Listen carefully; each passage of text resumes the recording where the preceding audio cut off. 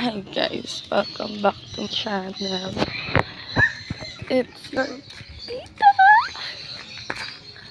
mga OA sa Pinas. So for today's video, alas 7 ng umaga, ito ang bukid. It's my birthday! Hi! Let's see the kambing! So for today's video guys, it's my birthday at saka may kambing kasi akong buntis na napakatagal manganak. Ito yung mga kambing ko. At gusto kong makita kung nasan ang mga anak. Narinig niyo ba guys? Umiiyak sila. Guys! Guys!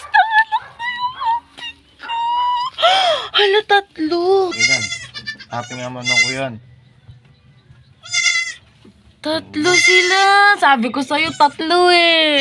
Ganda ng anak niyo, oh. Gaganda oh. Pasnoy laming nga tiyan, nilbog ya. Oh. Sabi ko sa'yo, tatlo yan kasi sobrang laki ng tiyan niya.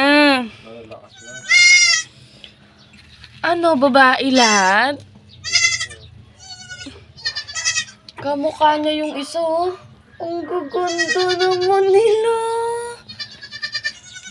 Di ba bihira manganak yung kambing ng tatlo? Sabi ko sa'yo, tatlo eh. Thank you, Trixie!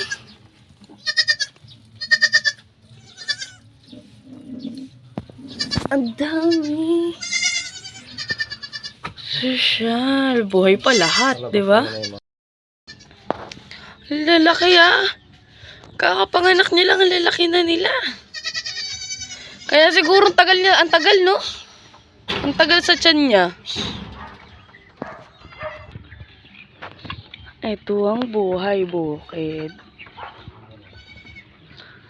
La, yung puwit ni Drixie. Kakapanganak lang oh. Kadami naman nila. Galing naman mo, Trixie.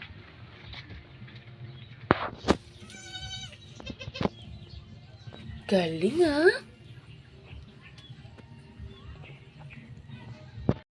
So, ayan guys. That's my vlog for today's video. So, today is 7.